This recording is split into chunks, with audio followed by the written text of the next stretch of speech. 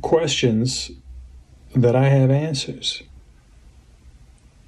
So after a recent video, a Drunken Deckard video, where I had a slight excursion into chocolate shakes, I talked about an organ of the body called a gurgula. And I got a reader, a member from my channel, who sent in a question that I have answers. What is the gurgula? And so I'm about to answer that. Stay tuned for the video. This is just an introduction. All right. I'm not showing you my gurgula. Sip from that straw, it's good. We put it back down. You had one of those experiences, right? But like, here's what happens when you don't take that straw out of your mouth and you just keep shaking that shake, right? Until you get an ice cream headache. But like we're talking like 10 ice cream headaches are the worst. Sip, you know what I'm saying? With that straw. And each of those 10 swallows is as good as just doing a singular. So it's crazy good. It's so good. So good. Right? And it just feels like that. It's like channeling a chocolate shake through that straw into your throat. Taste buds. It never gets old. It never freezes up. It never gets boring. You can never have enough of a good chocolate shake. Hell the problem is humanity and physics. What? I mean, I could drink a chocolate shake for the rest of eternity. Right? Couldn't you? Yeah. Like if you didn't get sick and bloated and it wasn't bad for your pancreas or whatever, you know? Like it's for sure. Like you're a spirit and you can drink like a spirit chocolate shake for eternity. I'm always looking for that. I would never get bored. I'm always looking for that. You know? Because always on the lookout. Like always on. I'm drinking a big chocolate shake, like a 30-ounce chocolate shake, a good one, like a Friendly's one. Yeah, there's a lot of good shakes. Yeah, I'm always on the lookout for an extended chocolate shake experience, as extended as I can survive it. You know what I'm saying? Or afford it. It's hard to get a good-sized chocolate shake for less than $10. It's not that hard, but it shouldn't be nearly that much. I should be able to get. Here's what I want: a 36-ounce chocolate shake for like $6. But a chocolate shake, yeah, for sure. I try to limit them for health's sake at this point because I'm such a sugar lover. I love sugar. That like I don't need to be having like a 36 ounces chocolate shake every week. That's I don't do that. No, I can't do that no more. I never really did it that much, but I'll tell you, if there was a chocolate shake factory on the way home from the mailbox or something, when I would walk, I would get a chocolate shake every day. You know, where you don't have to worry about like bloating or whatever other milk sugar diseases you would get. You know, gastronomicals that you would get from just a lifetime of mainline and chocolate shakes. High quality dairy aside, it doesn't really matter at that point when you're just going IV with it, right? Except for the IV would be directly intravenous to my mouth. It would be entering through my mouth. Unless you could put some taste buds in my venuses. Yeah, I mean then it's missing the whole point. I don't need the sugar.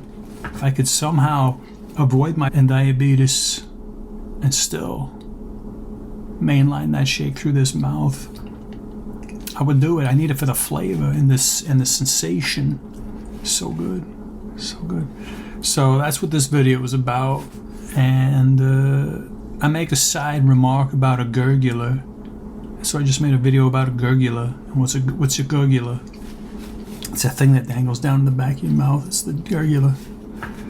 You got to be careful with it, depending on what you don't have to worry about it. If you're just a chocolate shake level like myself, you don't have to even remember what I just said. Gurgula is not a problem. It's only when you experiment and be like an Evel Knievel with like the gross shakes, you got to deal with gurgula concerns, because it doesn't like the gross shakes, the gurgula.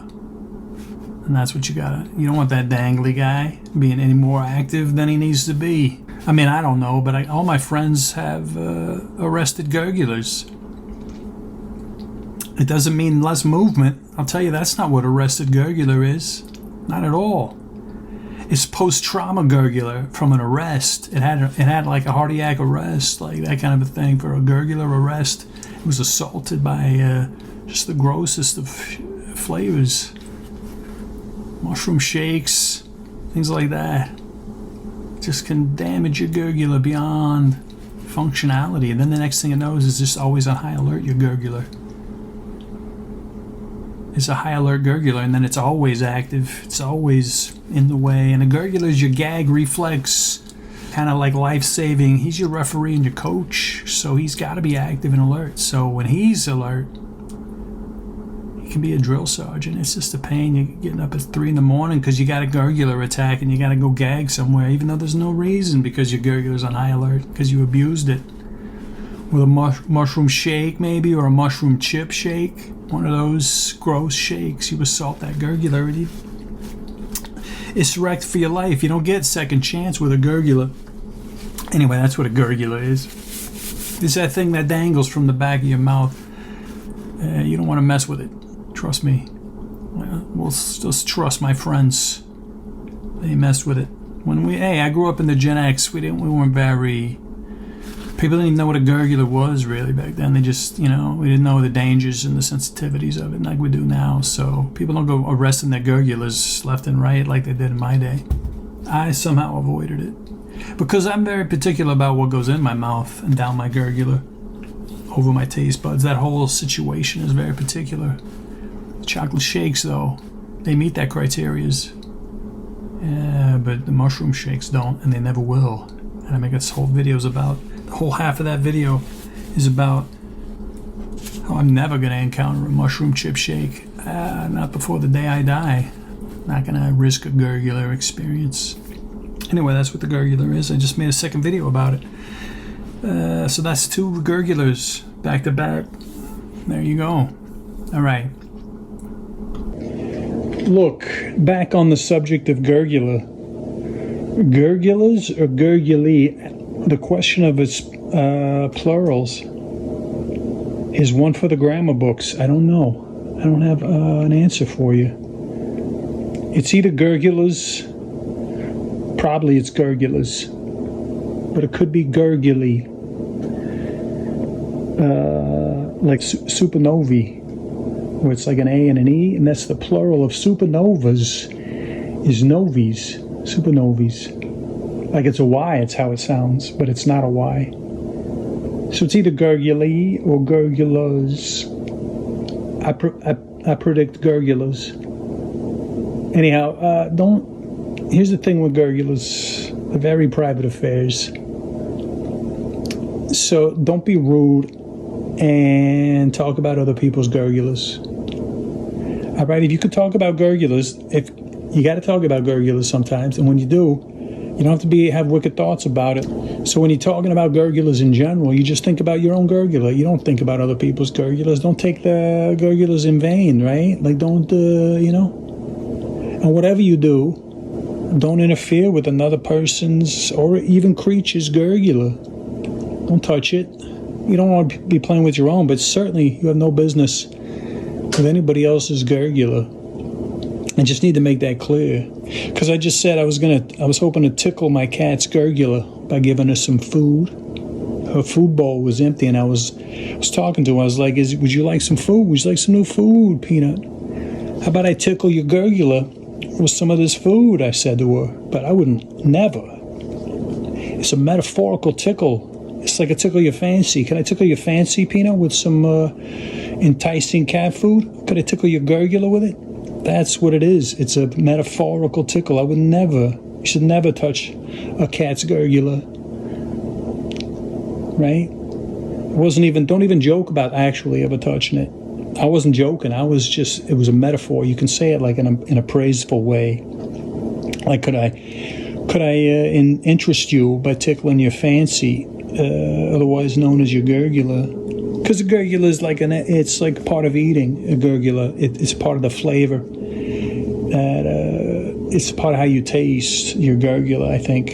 It's like a taste bud, but at the top of your mouth, and it dangles and does its gurgler, enterprises and whatnot that it gets involved with.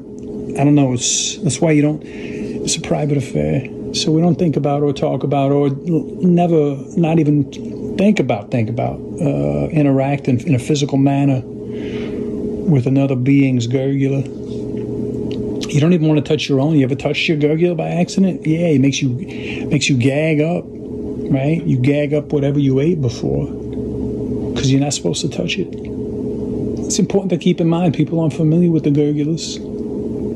It's not like it was back in the day where people didn't even think about their gurgulas. They just went about their business. Now everybody's all health conscious and they, don't want to get gurgula illnesses, and so they're a lot more sensitive about that gurgula. So there's a lot more medical science about it, and so there's a lot more attention about it. But it's a very private thing, so you got to be careful with that attention. You got to not think of other people's gurgulas when you're doing research. But I just wanted to state the importance of leaving other people's gurgulas out of it. Whatever it is you're doing, just leave them out of it. Just leave it out of it. Concern yourself with your own gurgula, and that's all you got to do. And we'll worry about our own. And everybody worries about their own gurgula and doesn't interfere with anybody else's, and it's a peaceful world for it. It's a much more peaceful world for that. So that's all. All right, guys. I'm not showing you my gurgula. I already said. Or your gurgula. And that's a question that I have answers about the gurgula. You can't quite see it because there it is.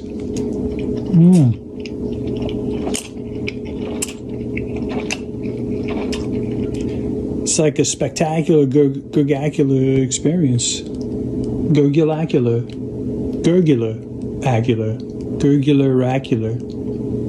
I think that's how you say it. I don't know, it just entered my lexicon earlier today. I discovered the gurgula.